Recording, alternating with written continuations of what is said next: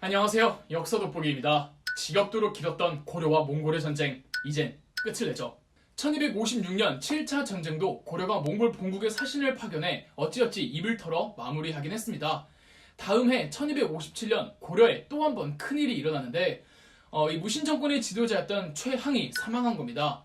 최항은 최후의 사생아로 원래 최후의 뒤를 이을 수 없었으나 최후의 후계자였던 사위가 억울한 죽음을 당한 뒤 마땅한 후보가 없자 사생아였던 최항이 최후 사후 뒤를 이었죠. 그런데 최항은 아버지 최후와 달리 너무나도 무능하고 문란한 사이코패스였습니다. 신분의 컴플렉스도 강했고 원래 후계자가 될 후보가 아니었던 최항은 집권 뒤에 정적들을 미친 듯이 제거해 나갔고 그 과정에서 고려를 구해낸 영웅들도 상당수 희생되었습니다. 고려와 몽골의 4차 전쟁이 끝이 나고 집권한 최항은 5차에서부터 7차 몽골 전쟁 때까지 지휘부로 있었지만 막상 본인은 정치와 전쟁을 등진 채 사치와 향락에 빠져 살았습니다. 아울러 고려 조정에는 최항에게 뇌물을 바치거나 줄을 선 부패한 정치인들이 득실거렸고 이런 지도부와 정치 아래서 어떻게 몽골과의 5차, 6차, 7차 전투를 버텨내는지 모를 정도였죠.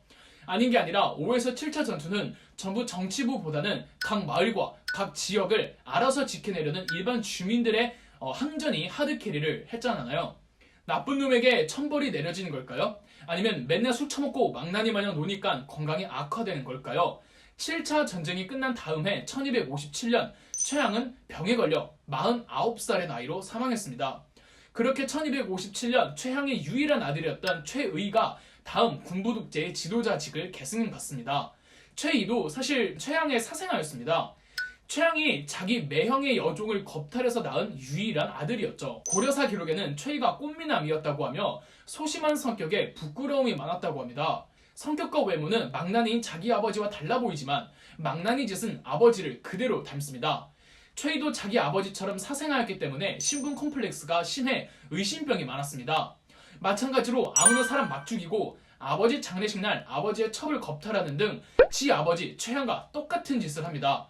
최항이 죽고 이제 좀 새로운 세상이 열리나 싶다니만 사람만 아버지에서 아들로 바뀌었을 뿐 결국은 그놈이 그놈이었고 고려 조정은 여전히 부정부패가 만연한 곳이었습니다.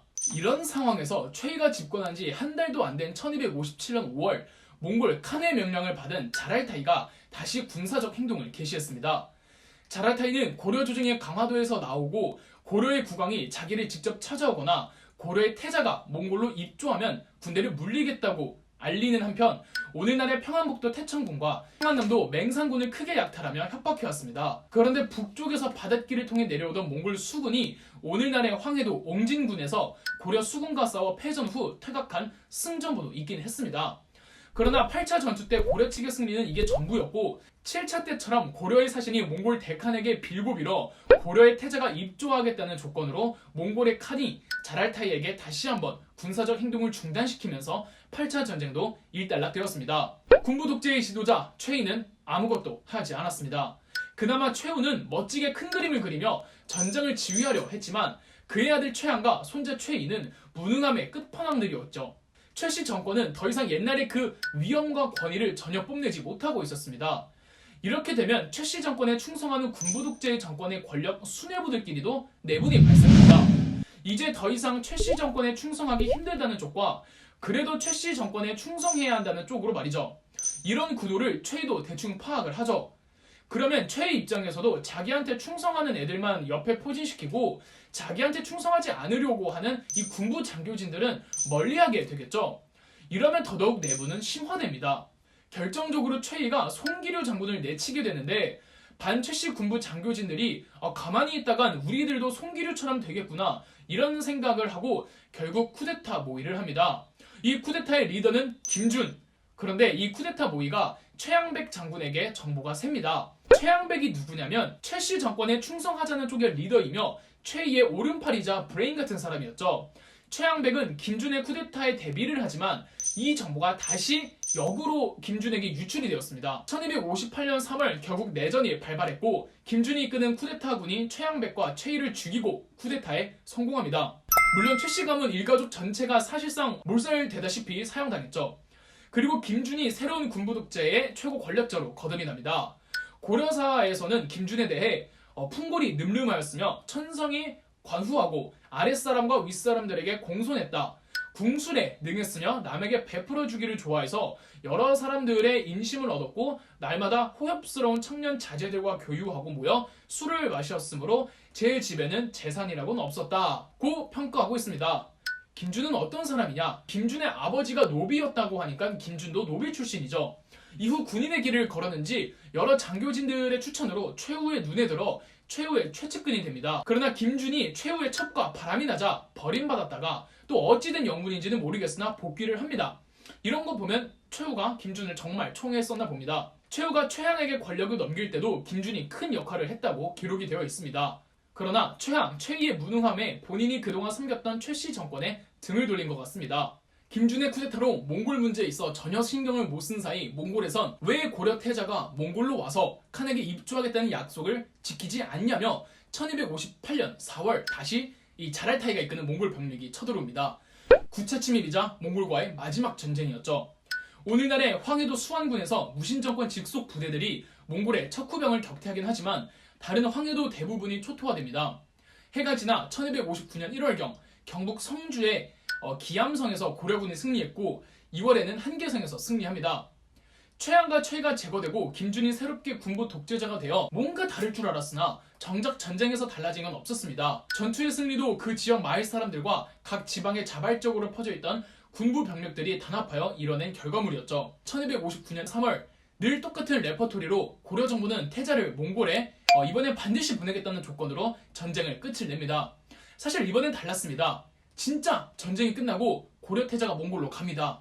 당시 고려의 태자는 더 이상 전쟁을 이어나가고 싶지 않았고 본인만 몽골로 가면 모두가 평화로울 수 있다고 생각해 끝까지 항전을 고집하던 김준 필두의 군부 독재 정권의 압력을 무시하고 친히 몽골로 떠납니다. 자, 그런데 이 고려의 태자가 몽골로 가던 중 예상치 못한 일이 벌어집니다. 입조를 하러 가야 하는 몽골의 뭉케칸이 사망하고 만 겁니다. 그리고 칸의 자리를 두고 뭉케칸의 두 동생들 사이에서 내전이 일어납니다. 한쪽은 중국을 기반으로 세력을 두고 있었고 다른 한쪽은 몽골 초원지대에 세력을 두고 있었는데 그렇다면 고려의 태자는 둘 중 누구에게 인사를 하러 가야 하냐는 이 문제가 생기는 겁니다. 고려 태자의 선택은 고려의 운명을 결정짓는 선택이었습니다. 왜냐하면 한쪽으로 가면 당연히 다른 쪽이 불쾌해야 할 거고 고려의 태자가 선택하지 않은 쪽이 내전에서 승리하면 고려에게 보복해올 거 아닙니까? 일생일대의 기로에 서 있는 고려의 태자는 중국 쪽으로 향합니다. 중국에 있던 뭉케칸의 동생은 고려의 태자가 자신을 선택했다는 사실에 크게 감복합니다. 옛날 당나라도 멸망시키지 못한 고구려의 후예들이 자신을 직접 찾아왔다는 사실에 너무 기뻐해 고려 태자와 자기 딸을 결혼시켰으며 만약 자신이 내전의 승리에 칸이 되면 다시는 고려를 침략하지 않을 것이고 고려 고유의 전통과 풍습을 최대한 지켜주겠다는 약속까지 하게 됩니다. 이렇게 두 사람이 서로를 너무 반기는 와중에 고려 내부에선 고려 국왕 고종이 사망합니다. 군부 독재의 지도자 김준은 자신과 반목하던 고려 태자가 지금 고려에 없으니 다른 왕족을 왕으로 추대하려다가 실패합니다. 고려의 태자가 만난 뭉케칸의 동생은 고려의 태자를 다음 고려 국왕으로 공식 선포한 뒤 그를 고려로 귀국시킵니다. 이렇게 국왕이 된 이 사람이 고려의 원종입니다. 더불어 원종과 친분을 맺은 이 뭉케칸의 동생이